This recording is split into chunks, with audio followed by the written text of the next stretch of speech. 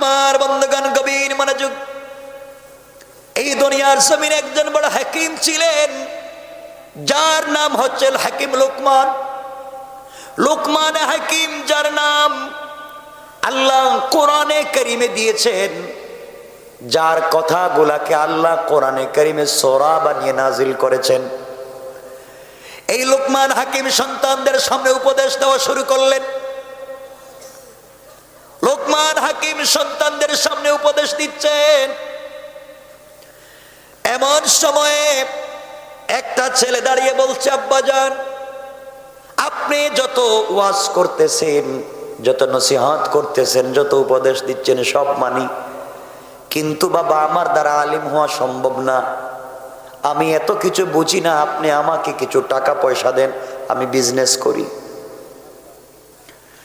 হাকিম লোকমান বললেন, বাবা তোমাকে দেওয়ার মতো টাকা পয়সা আমার নাই, তুমি যে বিজনেস করবা, দুনিয়ার জমিনে ব্যবসা করবা, দেওয়ার মতো টাকা আমার কাছে নাই।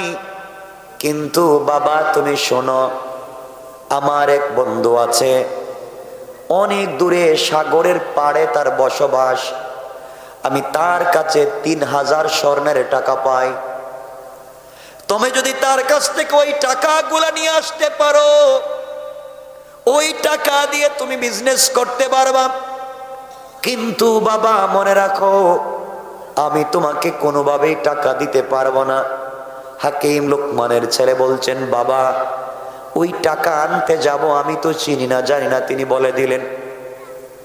তিনি বলতে লাগলেন, এই রাস্তা দিয়ে যাইবা, অনেক দূরে গেলে দেখবা বিশাল মরুভূমি, মরুভূমি পার হয়ে গেলে দেখবে একটা জঙ্গল, ওই জঙ্গল পার হয়ে গেলে দেখবা একটা গ্রাম আছে, গ্রাম পার হয়ে গেলে দেখবা একটা সাগর, ওই সাগরের পারে গেলে তুমি আমার বন্ধুকে পাইবা। তার কাছ থেকে 3000 টাকা যদি নিয়ে আসতে পারো, বাবা বিজনেস করতে পারবা, চলতে পারবা, এছাড়া আমার কিছু নয়। সন্তান বলছে, আব্বাজান আমি তো যেতে চাই, কেমনে যাব? হাকিম লোকমান বললেন, বাবা চলতে গেলে, যাইতে গেলে তোমার উপরে 3-4টা কঠিন বিপদ আসবে। বিপদ থেকে যদি নিজেকে বাঁচায় রাখতে পারো, তাহলে টাকা আনতে পারবা, না হয় আমার মন বলতেছে তুমি মরে যাইবা। সন্তান বলতেছেন, আব্বাজান আপনি বলেন তো কি পরীক্ষা হতে পারে, আমার জিন্দগিতে কি বিপদ হতে পারে, আপনি বলে দেন। লোকমান হাকিম বলছেন, বাবা শোনো, 1 নাম্বার বিপদ হলো, তুমি যখন আমার ওখান থেকে চলে যাইবা, যাওয়ার পরে যখন দেখবা বিশাল মরুভূমি, মরুভূমির মধ্যে কোনো পানি নাই, চলতে চলতে তোমার তৃষ্ণা লেগে যাবে, তৃষ্ণার কারণে তোমার জিহ্বা বের হয়ে যাবে, কলিজা শুকিয়ে যাবে, ওই জায়গায় তুমি পানি পাইবা না, পানি পানি করে আমার ভয় হচ্ছে তুমি মরে যাইবা। ওই সময় বাবা তোমাকে বলি, যত বিপদ আসুক না কেন, ঘর থেকে যখন তুমি বের হয়ে যাইবা, 2 রাকাত সালাতুল হাজত পড়ে যদি বের হয়ে যাও, আল্লাহ সকল বিপদ থেকে তোমাকে হেফাজত করে দিবে। সালাতুল হাজত যদি আপনি পড়েন, আল্লাহ আপনার জন্য 2 জন ফেরেশতা বডিগার্ড আসমান থেকে পাঠাইয়া দেন। একমাত্র আজরাইল ছাড়া পৃথিবীর কেউ আপনার কোনো ক্ষতি করতে পারবে না।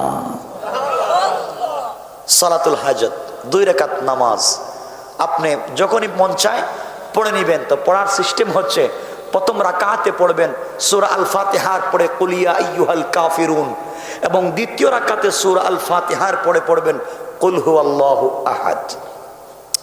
এই 2 রাকাত নামাজ পড়ে যদি আপনি ঘর থেকে বের হয়ে যান, যেই কাজে হাত দিবেন তো আপনি সফল। এই 2 রাকাত নামাজ পড়ে যদি আপনি চুরি করতে চান, হ্যাঁ, তাহলে তো কাজ হবে না।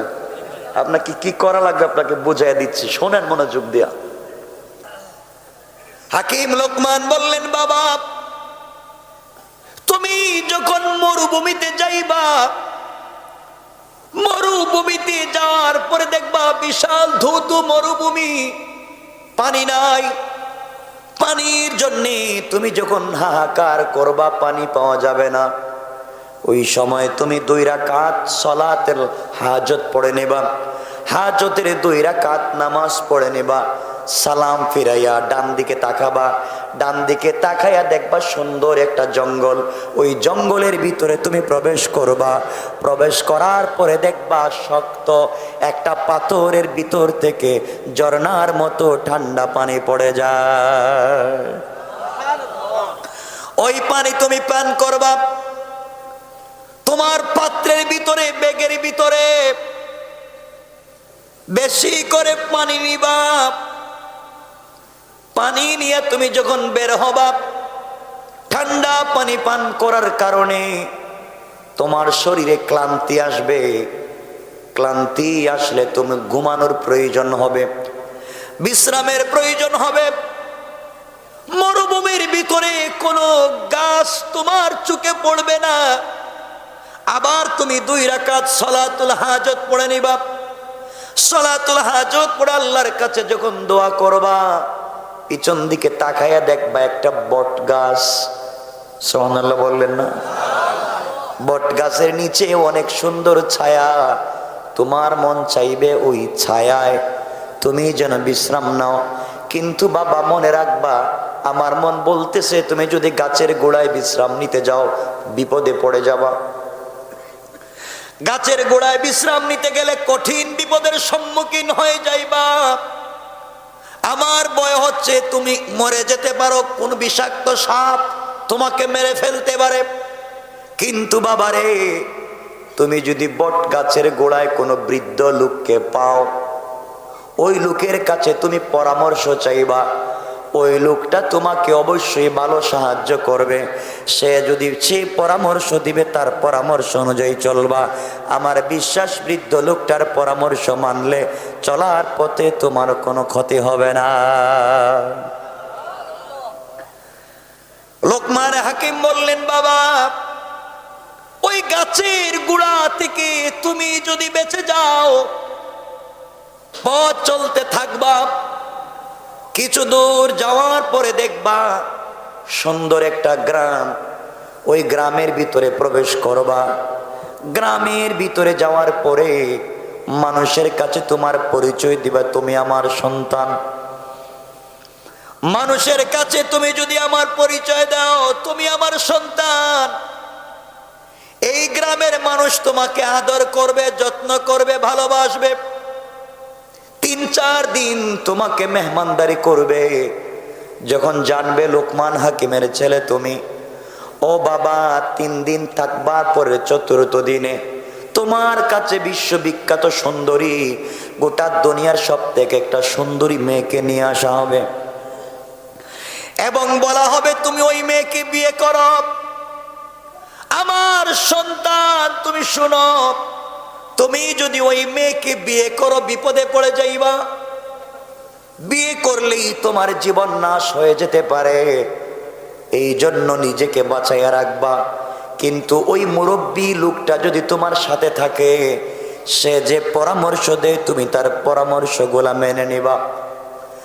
বাবারে, তুমি ওই গ্রাম থেকে যাওয়ার পথে জঙ্গলের কাছে যখন চলে যাইবা, জঙ্গল পার হয়ে যখন সাগরের পাড়ে যাইবা, সাগরের পাড়ে যাওয়ার পরে দেখবা আমার বন্ধু একটা বাড়ি বানাইছে সাগরের মধ্যখানে চরে। তার কাছে আমার পরিচয় দিবা। পরিচয় দিলে সে তোমাকে 3,000 স্বর্ণ মুদ্রা দিবে। কিন্তু বাবার একটা শর্ত হলো, আমার বন্ধু কাউকে গেলেই টাকা দেয় না, যারা ঋণ পায় ঋণ দেয় না। একটা শর্ত হলো, 1 রাত্র তার বাসায় থাকতে হয়। আর যারা এই রাত্র বেলা থেকে যায় সকালবেলা মরে যায়। আমি চিন্তা করতেছি তুমি যদি টাকা আনতে চলে যাও, ওই বেচারার কাছে গেলে টাকা তো দিবে না, রাত্র থাকা লাগবে। রাত্র থাইকা যদি সকালে বাঁচো টাকা নিয়ে আসবা। কিন্তু বাবা মনে রাখবা, আমার ভয় হচ্ছে তুমি না জানি মরে যাও, আর ওই মুরব্বী যদি সাথে থাকে তার পরামর্শ নিয়ে চলবা, সকল সময় বিপদ থেকে বাঁচবার জন্যে 2 রাকাত সালাতুল হাজত পড়বা। আমার বিশ্বাস আল্লাহ তোমাকে হেফাজত করবেন। কোন সুবহানাল্লাহ। কথা কি আমার বুঝতেছেন আপনারা? না কষ্ট হচ্ছে আপনাদের? আমার মুসলমান বন্ধুগণ, এক পর্যায়ে হাকিম লোকমান সন্তানকে উপদেশ দিলেন। এই সন্তান যখন সকালবেলা একদিন বাবার কাছ থেকে বিদায় নিলেন, লোটার মধ্যে পাত্রের মধ্যে পানি নিলেন,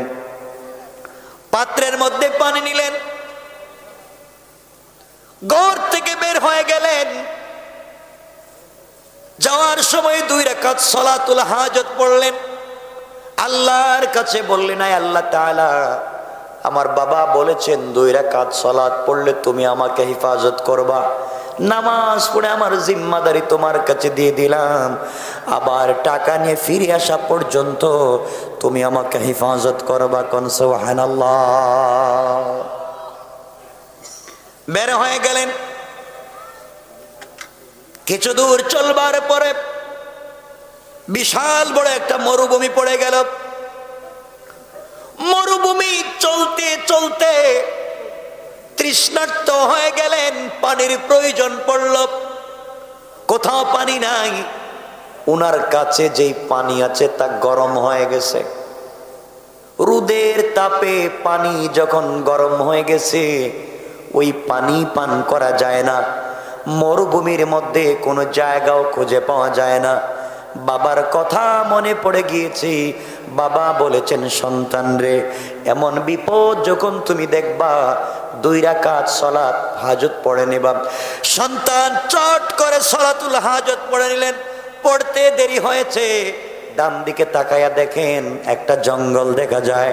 হাঁটতে হাঁটতে জঙ্গলের ভিতরে প্রবেশ করে দেখেন ওই জঙ্গলের ভিতরে একটা পাথর ফেটে ঝর্ণার মতো মিষ্টি ঠান্ডা পানি গড়াইয়া পড়ে যায়। কাছে চলে গেলেন, ইচ্ছে মতো পানি পান করলেন।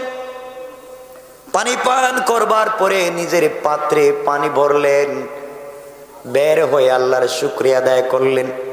আবার 2 রাকাত সালাতুল হাজত পড়লেন, বের হয়ে আসলেন, পথ চলা শুরু করলেন। এবার ঠান্ডা পানি পান করবার কারণে বিশ্রামের প্রয়োজন হয়েছে। কোথায় তিনি বিশ্রাম নিবেন? আল্লাহর গোলাম আবার 2 রাকাত সালাতুল হাজত পড়লেন।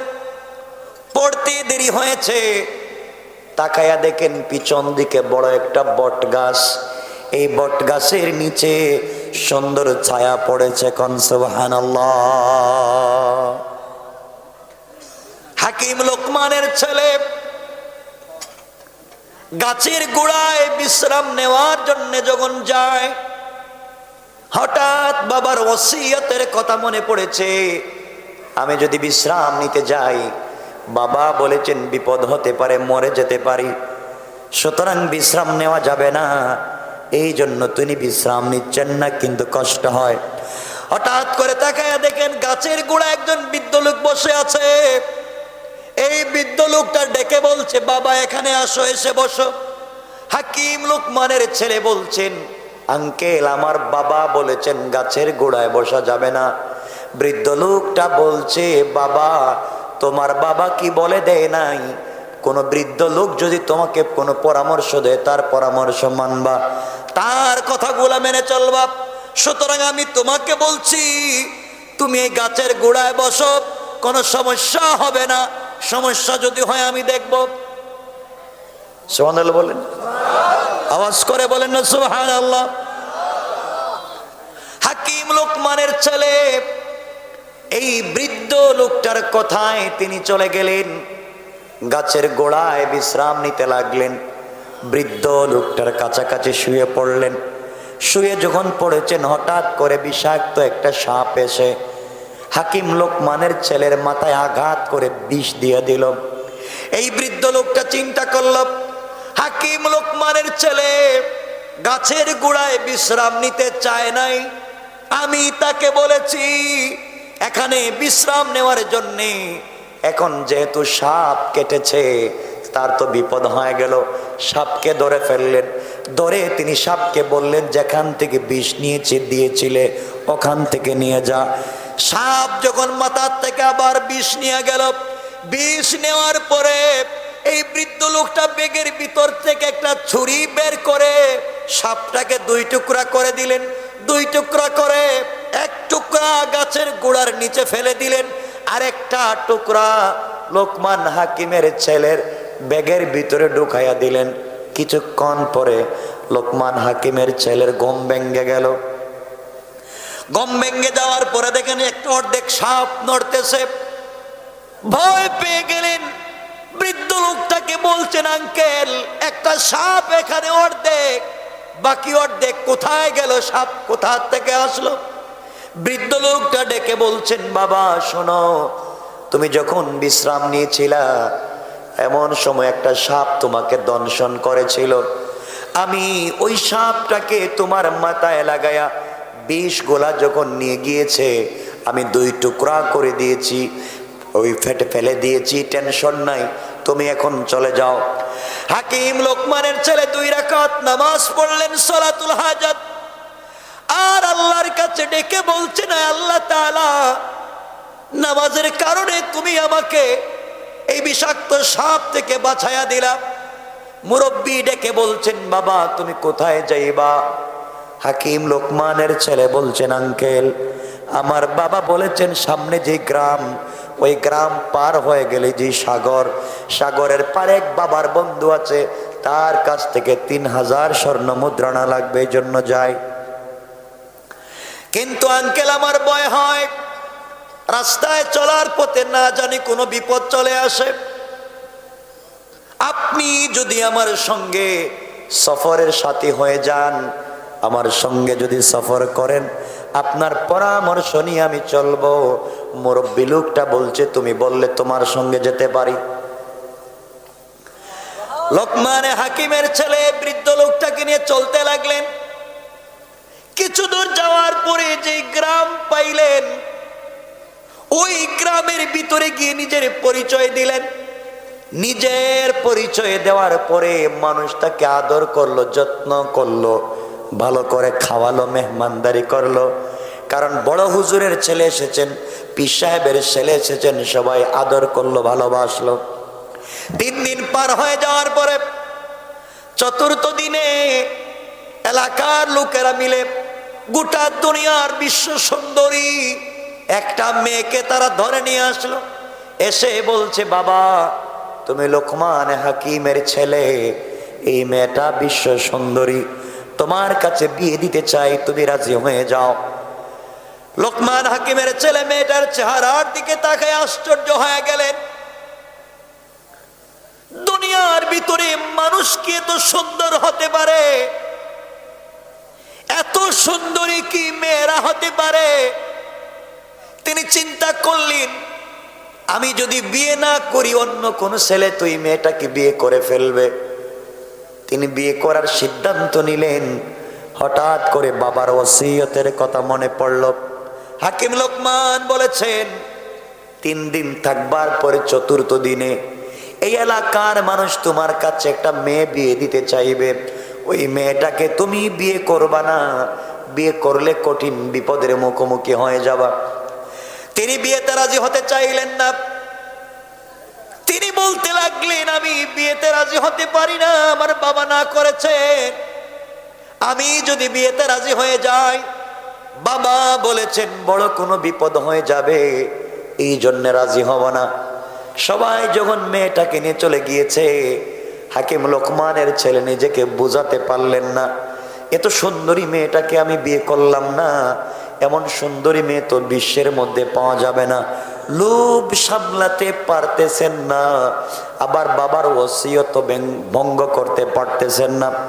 চিন্তা করলেন, বাবা বলেছেন সকল কাজে এই বৃদ্ধ লোকটার পরামর্শ নিতে। বৃদ্ধ লোকটার পরামর্শ নিয়ে দেখি তো কি হয়ে যায়। তিনি মুরব্বির কাছে চলে গেলেন। আঙ্কেল বাবা নিষেধ করেছেন মেয়েটাকে বিয়ে করতে, কিন্তু এত সুন্দরী মেয়েকে কি কেমনে আমি ফেলে রেখে চলে যাই?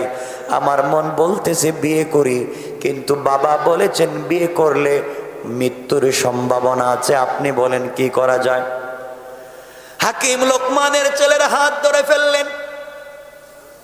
এই মুরব্বী ডেকে ডেকে বলতে লাগলেন, বাবারে, তোমার যদি মন চায় বিয়ে করে নিতে, আবেগ তখন দমায়া রাখা যায় না, তুমি বিয়ে করে নেও। আমি পরামর্শ দিলাম, কোনো বিপদ যদি হয়ে যায়, যা করা লাগবে আমি দেখব তোমার জন্য কিছু করতে পারি কিনা।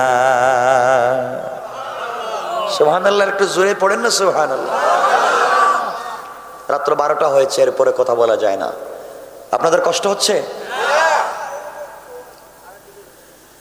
আমার মুসলমান বন্ধুগণ, এক পর্যায়ে লোকমান হাকিমের ছেলে এই মেয়েটাকে ঘরোয়া ভাবে বিয়ে করলেন। মনোযোগ দিয়ে শোনেন কি বলতে চাই, মনোযোগ দিয়ে শোনরে মুসলমান। বিয়ে করলেন, বিয়ে যেদিন করলেন, বিয়ে করবার পরে তিনি রাস্তা দিয়ে হেঁটে যান। মানুষ ডেকে ডেকে বলছে, এই যে ছেলে এই মেয়েটাকে বিয়ে করছে, ও আজকে বাঁচবে না, মরে যাবে। হাকিম লোকমানের ছেলে আশ্চর্য হয়ে গেলেন, কি বলে? আজ নাকি আমার মৃত্যুর দিন, আজ নাকি আমি মরে যাব। তিনি ডেকে ডেকে বললেন, কি ব্যাপার, তোমরা আমাকে কি দেখাও আর কি বলো? এলাকার যুবক ছেলে পেলেরা বলছে, ও হাকিম লোকমানের ছেলে, তোমার জন্য আমাদের বড় ভয় হয়, তুমি আজকে মরে যাইবা, আজকের পরে তুমি আর কোনোদিন বাঁচবা না। তিনি বললেন, কেন আমি মরে যাব? সবাই বলতেছে, শোনো, এই মেয়েটাকে তুমি বিয়ে করবার আগে আরো 10টা ছেলের সঙ্গে এই মেয়েটার বিয়ে হয়েছে। 10টা স্বামী বাসর রাত্রে মারা গিয়েছে। সকালবেলা শুধু লাশ আর লাশ। যেই দিন যেই স্বামীকে বিয়ে করেছে, সকালবেলা লাশ আসে, স্বামী মরে যায়। এইভাবে 10টা স্বামী ওই মহিলা খাইছে, সবাই মরে গিয়েছে। বাসর রাত্রে ফুলসজ্জা রাত্রে মেলামেশা করতে গিয়ে মরে গিয়েছে। আজকে তোমার ফুলসজ্জার রাত্র, চিন্তা করতেছি আমরা, তুমি 11 নম্বর, তুমি মরে যাইবা। হাকিম লোকমানের ছেলে এই কথাগুলা শুনে আশ্চর্য হয়ে গেলেন, কাঁপতে লাগলেন, কি করা যায়, এই বিপদ থেকে কেমনে নিজেকে বাঁচানো যায়। মুরব্বির সঙ্গে পরামর্শ করে বলেন, আঙ্কেল, ওরা কি বলে আজকে নাকি আমার মরে যাবার রাত্র। মেয়েটা আগে আরো 10টা ছেলেকে বিয়ে করেছে, সবাই তো ফুল সজ্জা রাত্রে মারা গেছে, আজ নাকি আমিও মারা যাব। এই বৃদ্ধ লোকটা বলছেন, যুবক, বাসর রাত্রে যাওয়ার আগে 2 রাকাত সালাতুল হাজত পড়ে যাইবা। আমার বিশ্বাস, আমার আল্লাহ তোমাকে হেফাজত করে দিবে। আল্লাহু আকবার। কথা কি বুঝতেছেন আমার?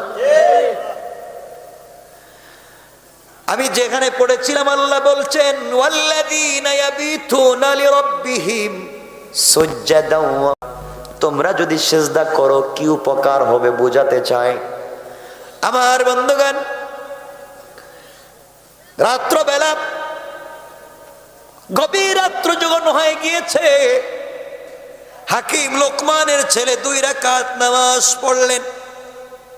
নিজের ভিতরে ভয়, আজকে মরে যাবেন, বাঁচবেন না, কি করা যায়? 10 জন লোক তো আগেই মারা গিয়েছে। এলাকার প্রশাসন, লাশ যারা ডুব, সবাই রাত্র এসে হাজির। সকালবেলায় লোকটার লাশ নিয়ে যাওয়া লাগবে। হাকিম লোকমানের ছেলে দেখতেছেন লাশ নিয়ে যাওয়ার গাড়িও হাজির, যারা লাশ গোসল করায় তারাও হাজির। তিনি চিন্তা করলেন, বিয়ে করলাম কেন? কথা বুঝেন নাই? বিয়ে করলাম কেন? তো মৌত দেখতেছি, বাঁচার পথ নাই। কে বলছিল বিয়ে করতে? হযরতে হাকিম লোকমান তার সন্তানকে যেই ওসিয়ত করেছিলেন, বিপদে যদি পড়ে যাও সালাতুল হাজত পড়বা, সালাত আদায় করে আল্লাহর কাছে কান্নাকাটি করবা। হযরতে লোকমান হাকিমের ছেলে গভীর রাত্রে সালাতুল হাজত আদায় করলেন। বৃদ্ধ লোকটার কাছে গেলেন আর ডেকে বলেন, আঙ্কেল নির্ঘাত মরে যাব, আমি যদি মরে যাই আমার বাবার কাছে খবর পৌঁছে দিবা। বাবা বলেছিলেন এই মেয়েটাকে বিয়ে না করতে, করেছি তো মরেছি, এখন দেখতেছি লাশ নেওয়ার গাড়ি হাজির, যারা গোসল করায় তারাও হাজির, মানে সবাই নিশ্চিত আমি আজকে মরে যাব। কথা বুঝেন নাই? আচ্ছা এমন যদি কেউ জানে বাসরাত্রি কি যাইব? কতক্ষণ না কেন? আপনি জানলে তো মধুপুর সাইডে টাঙ্গাইলে যাইবেন, ও জান বাসাই। হাকিম লোকমানের ছেলে নামাজ আদায় করবার পরে বাসর রাত্রে স্ত্রীর কাছে যখন চলে যাবেন, এমন সময় বৃদ্ধ লোকটা বলছেন, বাবা তোমাকে একটা কথা বলে দিই, মনোযোগ দিয়ে শোনো। ঘরে যাওয়ার পরে ফুলসজ্জা রাত্রে স্ত্রীর পাশে যাওয়ার পরে তোমার স্ত্রী তোমার সঙ্গে মেলামেশা করতে চাইবে, তোমার সঙ্গে মেলামেশা করতে চাইবে, খবরদার মেলামেশা করবা না।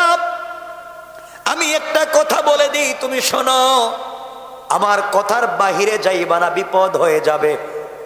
কি বিপদ আঙ্কেল? ঘরের ভিতরে ঢুকবার পরে স্ত্রী তোমাকে বাধ্য করবে মেলামেশা করতে, করবা না। তুমি বসে থাকবা, পরিচয় নিবা, তোমার পরিচয় তার কাছে দিবা, তার পরিচয় তুমি নিবা।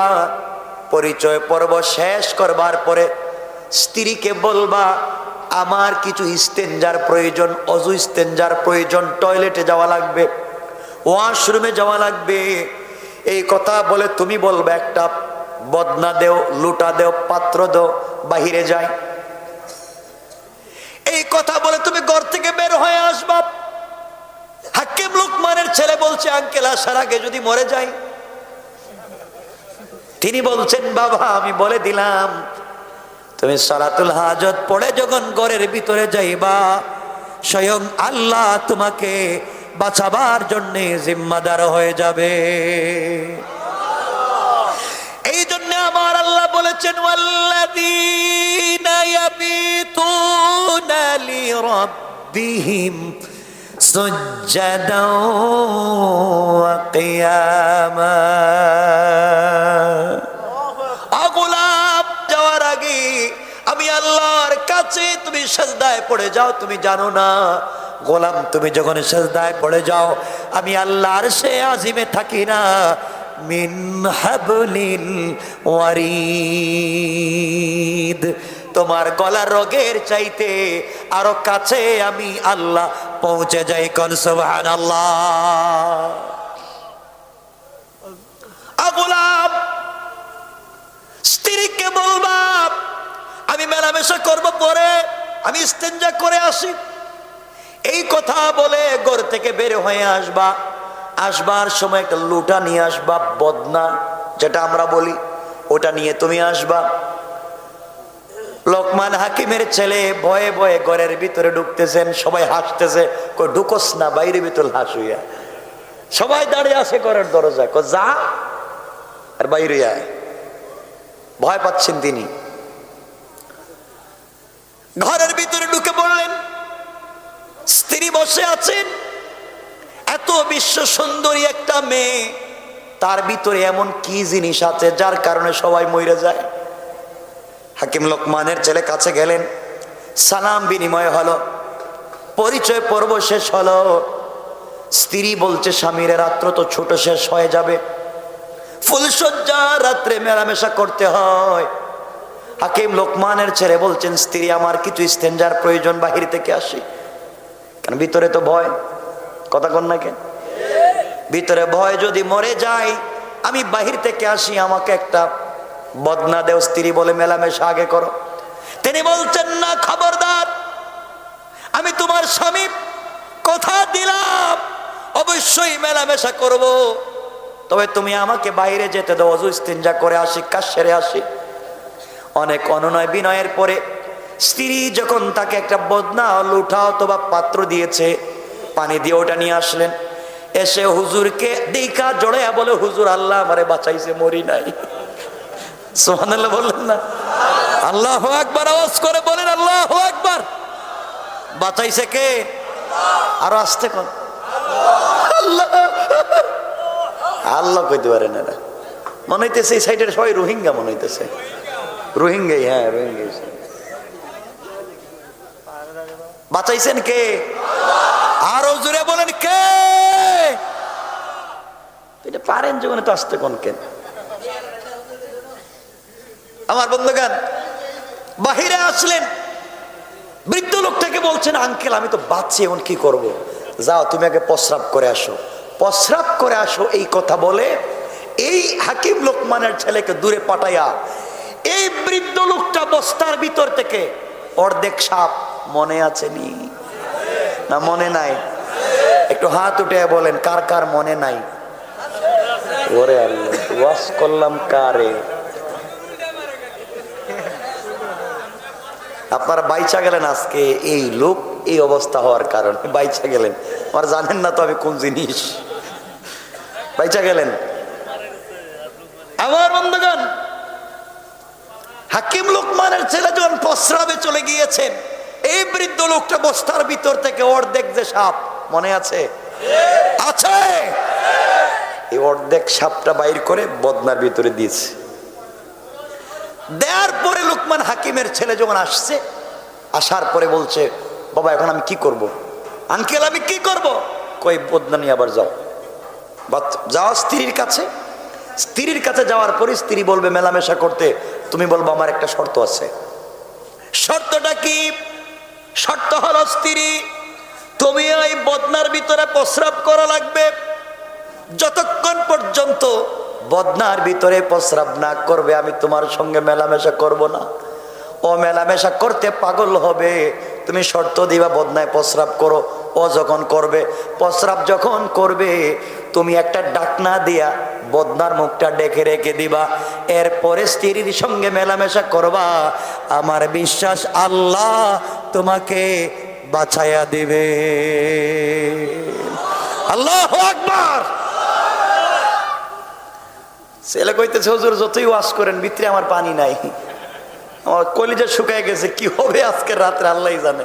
বাপরে আর দেখতে পারলাম না মরার সময়, টেনশনে ছেলের অবস্থা খারাপ। হাকিম লোকমানের ছেলে ঘরের ভিতরে প্রবেশ করলেন। স্ত্রী বলছে, স্বামী রাত্র শেষ হয়ে যায়, আপনি আমার সঙ্গে মেলামেশা করবেন। আল্লাহর ওলির কথা মনে আছে? আমার দিকে তাকান, মানে কি খালি ছিল ছিল, আমি কি ওয়াজ করতে আসছি নাকি?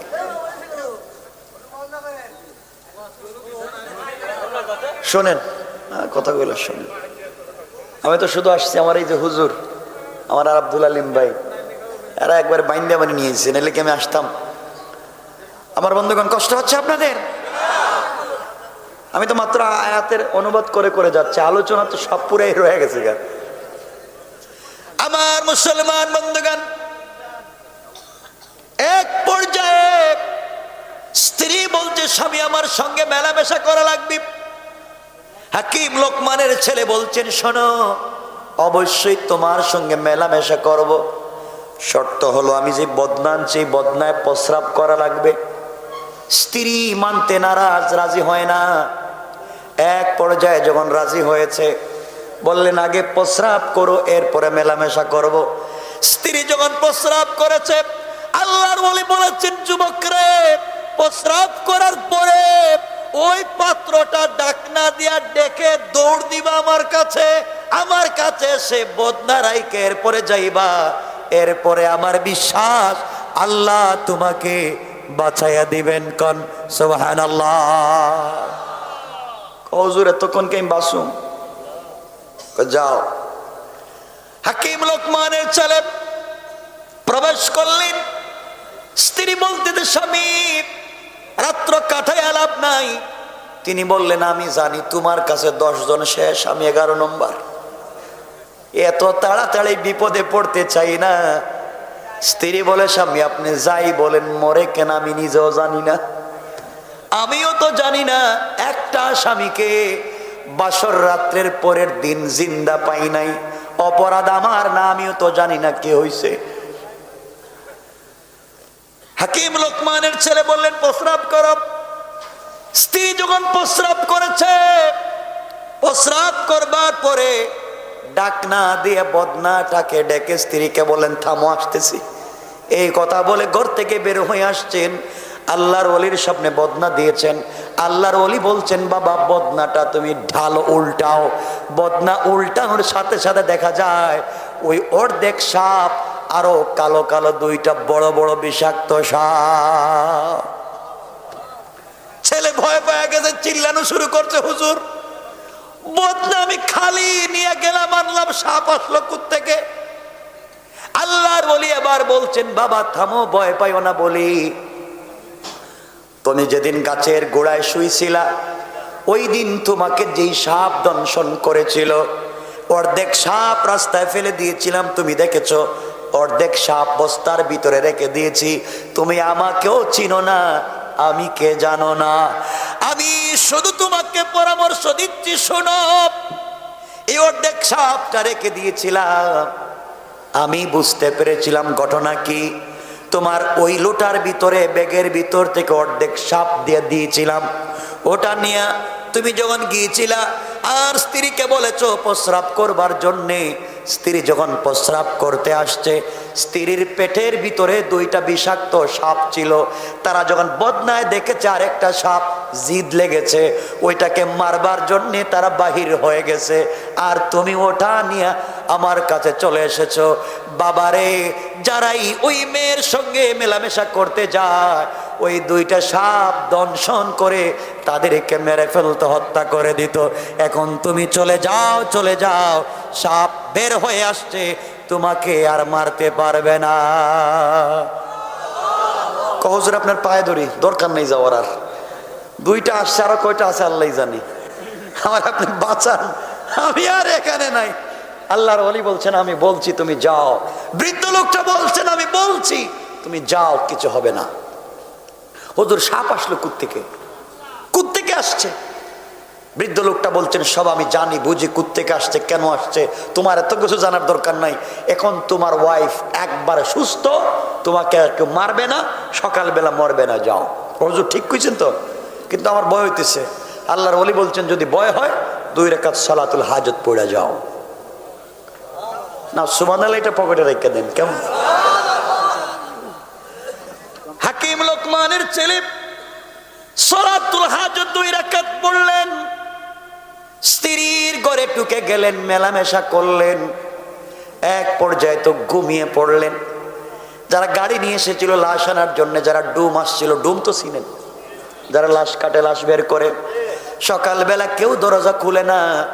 মনে করছে আগে তো একজন মরছে, আজকে মনে 2 জন মরছে। কেউ দরজা খোলে না কেন?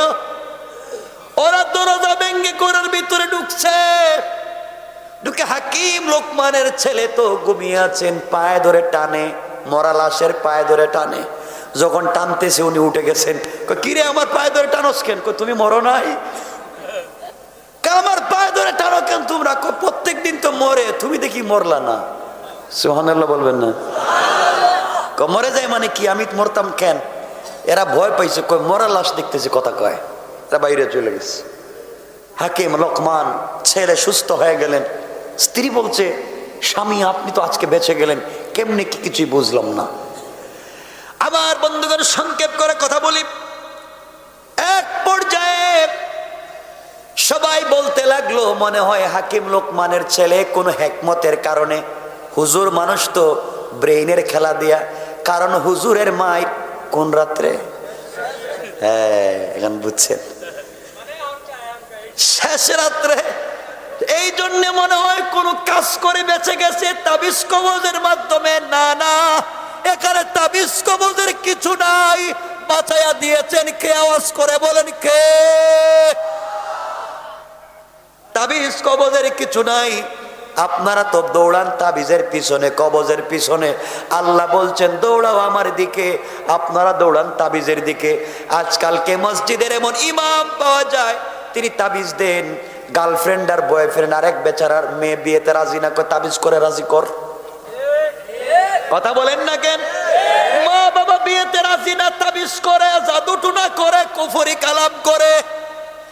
আর কিছু স্ত্রী আছে, স্বামী থাকেন বিদেশে, স্ত্রী আইসা ইমাম সাহেবের কাছে, বড় হুজুর রে, হুজুর আমার স্বামী থাকে বিদেশে, আপনি একটা গরম তাবিজ দেন।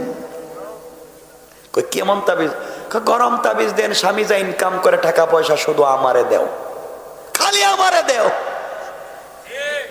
কথা কন না কেন? হুজুর কয় আছে একটা গরম তাবিজ দিতেছি, কিন্তু 500 টাকা বেশি দেওয়া লাগবে। 500 টাকা বেশি দিলে গরম তাবিজ দিতেছি। এমন গরম তাবিজ দেয়, বাবা ছেলে সম্পর্ক নাই, মা মেয়ে সম্পর্ক নাই, বাইয়ে বাইয়ে সম্পর্ক নাই, ঘরের ভিতরে শুধু মারামারি কাটাকাটি। আছে না নাই? এমন তাবিজ যদি কোন ইমাম সাহেব দেয়, কোরআন সুন্নাহ ছাড়া কুফরি কালাম করে, জাদু টুনা করে, আমি প্রকাশ্য ফতোয়া দিলাম লা শাক্কা ওয়ালা রাইবা, এমন ইমামের পিছনে নামাজ হারাম, নামাজ হারাম, নামাজ হারাম। ঠিক কিনা বলেন?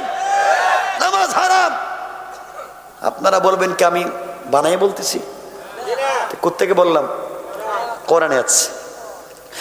আল্লাহ কোরআনে কারীমের 1 নম্বর সূরা, 2 নম্বর সূরা সূরা আল বাকারার মধ্যখানে বলেন ওয়াত্তাবাউ মা তাতুলুশ শায়াতিনু আলা মুলকি সুলাইমান ওয়ামা কাফারা সুলাইমান ওয়ালাকিন্নাশ শায়াতিনা কাফারু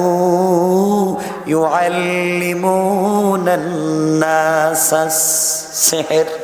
আল্লাহ বলছেন জাদু টুনা কুফরি কালাম এটা হচ্ছে সুলাইমানের জমানায় শয়তানেরা শুরু করছে। এই জমানায় যারা কুফরি কালাম করে এরা হলো সুলাইমানের জমানার শয়তান। কথা কন নাকি? আওয়াজে মনে হইতেছে আপনারা জড়িত এগুলায়। এগুলো আবার সেইটা আরো সমস্যা, এগুলাতে যাইয়েন না, হারাম কাজ। আমার বন্ধুগণ, এক পর্যায়ে 3-4 দিন ওই গ্রামে থাকলেন।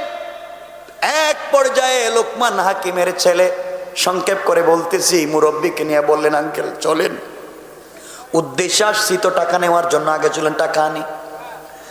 টাকা আনবার জন্য চলে গেলেন। সাগরের পাড়ে গিয়ে দেখেন চরের মধ্যে একটা বিশাল বড় 2তলা বিল্ডিং। গিয়ে নিজেকে পরিচয় দিলেন, আমি লোকমান হাকিমের ছেলে, আমার বাবা আপনার কাছে 3000 স্বর্ণের টাকা পান, টাকা দেন। লোকটা বলছে বাবারে তোমার বাবা টাকা পান এটা সত্য, আমি দিব, ওটাও সত্য, কিন্তু টাকা নিতে হলে আমার কাছে 1 রাত্র থাকা লাগবে, সকালবেলা টাকা নিবা। কিন্তু কেউ তো টাকা নিতে সকালবেলা থাকতে চায় না।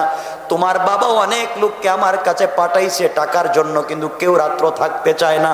তুমি যদি থাকো সকালে টাকা দিব। লোকমান হাকিমের ছেলের মনে চলে আসছে, আব্বা বলছেন রাত্রে থাকলে সকালে মৌত, ঠিক না? মনে আছে? রাত্রে থাকলে সকালে শেষ লাশ, থাকা যাবে না। কিন্তু না থাকলে তো টাকাও দিবে না, এত দূর আসলাম কেন? মধ্যখানে বউ পাইলাম, যা পাইলাম সব তো লাভে।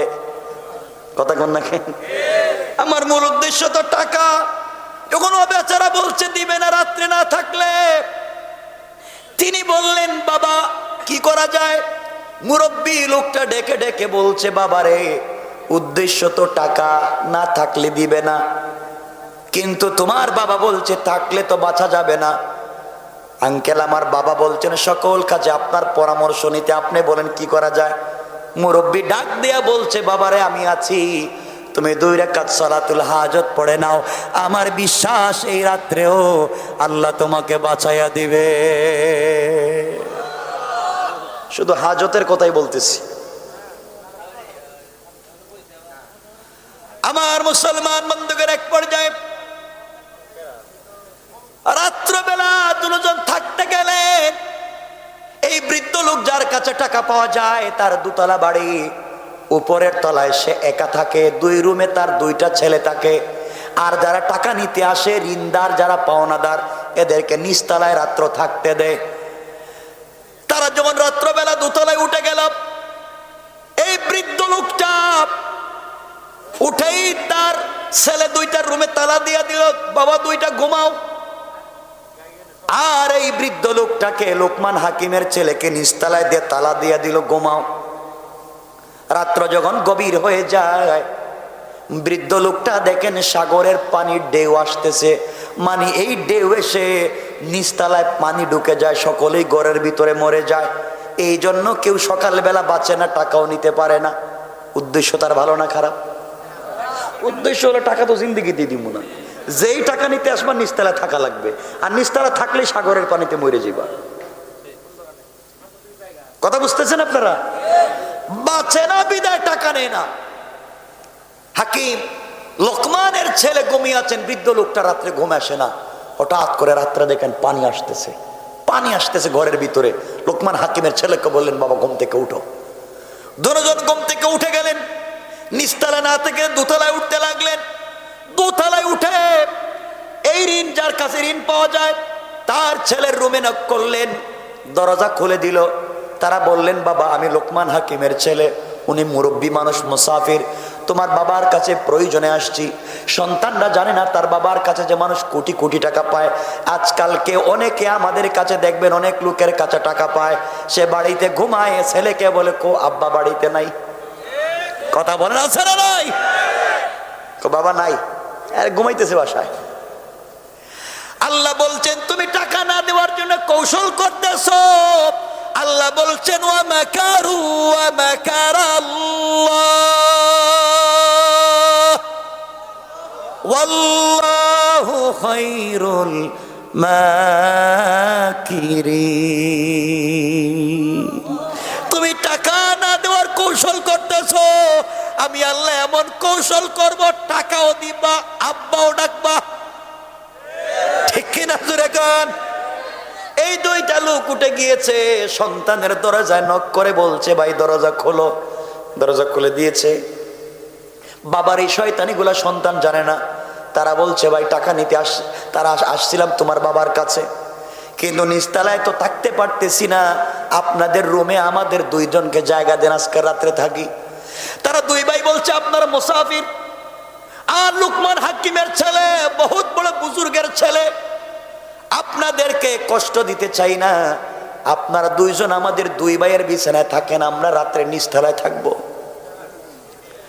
আল্লাহ বলতেছেন, ইন্না কাইদাশ শাইতানি কানা দাঈফা। তোমরা যত কৌশল করতেছো, আমি আল্লাহর কাছে ওগুলা বড়ই দুর্বল। আমি যখন কৌশল শুরু করব, বাঁচবার সুযোগ থাকবে না। ঠিক কিনা বলেন? আমার বন্ধুগণ, এক পর্যায়ে তারা দুইজন, এটা আবার কি, আমি সংক্ষেপ করে দিচ্ছি, আপনাদের কষ্ট হচ্ছে না তো? 1-2 মিনিট আমি রেখে দেব। কথা বলেন, আমি রেখে দেবো, আলোচনা লম্বা করবো না, রাত্রে 12:30 হয়ে গেছে। শুনেন আমার বন্ধুগণ, এক পর্যায়ে এই দুই ভাই লোকমান হাকিমের ছেলেকে আর মুরব্বীকে দোতলায় থাকতে দিয়া তারা যখন নিচতলায় ঘুমাতে আসলো, এমন সময় সাগরের পানি উত্তাল হয়ে গেল, নিচতলায় ঢুকে গেল, দুইজন ভাই ঘরের ভিতরে মরে গেল। সকালবেলা এই বৃদ্ধ লোকটা ঘুম থেকে উঠে ছেলেদের দরজায় তালা দিয়া নিচতলায় আসতেছে, আইসা লাশ দুইটা সাগরে ফালাইয়া দিবে, কারণ লাশ আছে লোকমান হাকিমের ছেলে আর ওই বৃদ্ধ লোকটার লাশ। এসে যখন দরজা খুলেছে, খুলে দেখে তার ছেলে দুইটার লাশ। আল্লাহ কয় টাকাও দিবে, লাশও দেখবে। কেন পাবলিক রে ঠকাস? ছেলে দুইটা লাশ দেখে আশ্চর্য, দোতলায় গিয়েছে, দরজা খুলে দেখে ঘরের ভিতরে লোকমান হাকিমের ছেলের মুরব্বী দুইজন বাইরে। এক কয়, তোর সব শয়তানি জানি, আজকে টাকা দে। সুবহানাল্লাহ বলেন না? তুই তো টাকা দেস না, শয়তানি করস মনে করছিলে আমরা মরে যাব, আমরা মরি নাই, আমরাই বাঁচছি, তোর ছেলেও মরছে, টাকাও দিবে। কথা বলেন না কেন? টাকাও দিবে, ছেলেদেরকেও পাওয়া যাবে না। ছেলেদের কাফন দাফন করলো, 3000 স্বর্ণ মুদ্রা দিল, চলে আসতে লাগলেন। রাস্তায় আসার পরে বৃদ্ধ লোকটা বলতেছে, বাবা আবার শোনো, টাকা তো পাইছো, এতক্ষণ পর্যন্ত অনেক কিছু করলাম, আমি তোমাকে সহযোগিতা করলাম, এখন তুমি কি নিবা, আমারে কি দিবা বলো, তুমি কি নিবা, আমাকে কি দিবা বলো, বাটাবাটি হয়ে যাক, আমার কারণে তো সব পাইলাম।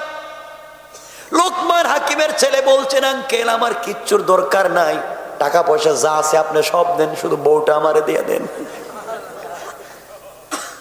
এত সুন্দর স্ত্রী, এটারে রাইখা যাইতে মন চায় না, আপনি যা আছে সব রাইখা নেন, আর আমাকে স্ত্রীটা দিয়ে দেন। বৃদ্ধ লোকটা বলছে, বাবা তুমি তো আসছোই টাকার জন্যে, উদ্দেশ্য ছিল তোমার টাকা, আমার দোকানে যা পাইছো সব তো ফাও, টাকাটা উদ্দেশ্য। আমি তোমাকে এতদিন সাপোর্ট দিয়েছি, সহযোগিতা করেছি, বিনিময় কিছুই চাই না, টাকা নিয়ে যাও, উদ্দেশ্য ছিল টাকা বিজনেস করবা, টাকা নিয়ে চলে যাও, বউ নিয়ে চলে যাও, তোমার সঙ্গে আমি আর যেতে চাইবো না, তুমি চলে যাও। সংক্ষেপ করে দিলাম, বিষয়টা অনেক লম্বা, অনেক লম্বা বিষয়। বৃদ্ধ লোকটা এবার বলছে, বাবা তুমি বাড়িতে যাইবা, বাড়িতে গেলে তোমার বাবার কাছে আমার পরিচয় দিও, সালাম দিও। এবার লোকমান হাকিমের ছেলে বলছেন, আঙ্কেল সব কাজে আপনি আমাকে সহযোগিতা করে বাঁচাইয়া দিলেন, শেষ পর্যন্ত বউ থেকেও বাঁচলাম, রাত্রেবেলা মরি নাই, টাকাও পাইলাম, মরি নাই, আপনি তো পরিচয় দিলেন না, আপনার পরিচয় দেন, আপনি কে? আল্লাহু আকবার বলবেন না? এবার বৃদ্ধ লোকটা দাঁড়ায়া লোকমান হাকিমের ছেলের হাত ধরে বলছেন, বাবা তাহলে তুমি শোনো, তোমার বাবা হাকিম লোকমান বুজুর্গ, আল্লাহওয়ালা, আল্লাহর কাছে কিছু বললে আল্লাহ শোনেন। তোমার বাবা যে তোমাকে বলেছিল ঘর থেকে বের হয়ে আসার সময় সালাতুল হাজত পড়বার কথা মনে আছে? আছে। তুমি যখন সালাতুল হাজত পড়েছিলা, তোমার বাবা বলেছিলেন আল্লাহ রহমতের ফেরেশতা দিয়ে তোমাকে বাঁচাইয়া দে, এতদিন পর্যন্ত অদৃশ্যভাবে বাঁচাইয়া দে। তোমার বাবার দোয়ার কারণে, আল্লাহ তোমার সালাতুল হাজত নামাজ পড়বার কারণে আমি আল্লাহর রহমতের ফেরেশতাকে মানুষের সুরত ধরাইয়া তোমার হেফাজতের জিম্মাদার বানিয়ে দিয়েছে। আল্লাহু আকবার। আমি তো সালাতুল হাজত তুমি পড়ার কারণে আল্লাহর কাছে দোয়া করেছো, আল্লাহ বাঁচাও, আল্লাহ বাঁচাবার জন্য রহমতের ফেরেশতা আমি মানুষের সুরত ধরাইয়া তোমার জিম্মাদারের জন্য পাঠিয়ে দিয়েছিল। সব জায়গা থেকে তোমাকে বাঁচাইছি, কারণ সব জায়গায় সালাতুল হাজত পড়েছো তো আমি বাঁচিয়ে দিয়েছি। এবার সব পাইছো, তুমি চলে যাও। এবার লোকমান হাকিমের ছেলে সেজদায় পড়ে গেলেন, ডাবল সালাতুল হাজত পড়ে কাঁদলেন আর বলেন, আল্লাহ তুমি যেই নামাজের মাধ্যমে কেমনে বাঁচাইয়া দাও, আর অদৃশ্য ফেরেশতাকে দৃশ্যমান করে হেফাজত করলা, সালাম ফিরাইয়া দেখেন এই বৃদ্ধ লোকটা আর নাই। আমার বন্ধুগণ, এখন লোকমান হাকিমের ছেলে বউ নিয়ে টাকা পয়সা নিয়ে আসতেছেন নি, কথা কন না কেন? কিন্তু আমি রাইখা দিলাম, আর সামনে যেতে চাই না। এই কথাই আল্লাহ আমার তেলাওয়াত কিন্তু আলোচ্য আয়াতের মধ্যে বলছেন, ওয়াল্লাযীনা ইয়াবিতুনা লিরাব্বিহিম সুজদান ওয়া কিয়ামা। গোলাম যদি বিপদে পড়ে যাও, কারো কাছে কিছু চাইতে যাইবা না, সালাতুল হাজত আমার কাছে পড়ো, আমি আল্লাহ ফেরেশতা পাঠাইয়া তোমাকে বাঁচাইয়া দিব। কোন সুবহানাল্লাহ। সবাই বলেন। 4 নম্বর গুণটা শুধু বলে দিই, আল্লাহ বলছেন 4 নম্বর গুণ, ওয়াল্লাযীনা ইয়াকুলুনা রাব্বানা ইসরিফ আন্না আযাবা জাহান্নাম ইন্না আযাবাহা কানা গারামা। আল্লাহ বলছেন, গোলাম রে, যত অপরাধী হস না কেন, কবরে যাওয়ার আগে, সাকারাত শুরু হয়ে যাওয়ার আগে, গারগারা শুরু হয়ে যাওয়ার আগে, আজরাইল পৌঁছে যাবার আগে, গোলাম জিন্দেগির গুনার বোঝা মাথায় নিয়া একবার আল্লাহ বলে ডাক দিবে। আমি আল্লাহ কথা দিলাম রে গোলাম, যত বড় অপরাধী হো, গুনাহগুলাকে মাফ করে আমার জিম্মাদারিতে জান্নাতি বলে ফয়সালা করে দিলা। এক নম্বর গুণহংকার করা যাবে না, 2 নম্বর গালি দেওয়া যাবে না, 3 নম্বর রুকু সেজদা আল্লাহর পায়ে, 4 নম্বর সাকরাতের আগে তওবা করবেন কার কাছে? আল্লাহর কাছে। 4টা গুণের নাম বলে আলোচনা এখানে সংক্ষেপ করে দিলাম, আর সামনের দিকে যেতে চাই না। মাদ্রাসাটা আপনাদের, আমার বন্ধুগণ, এই মাদ্রাসায় আপনারা বেশি বেশি করে দান খয়রাত করবেন তো ইনশাআল্লাহ? সবাই বলেন না কেন ইনশাআল্লাহ?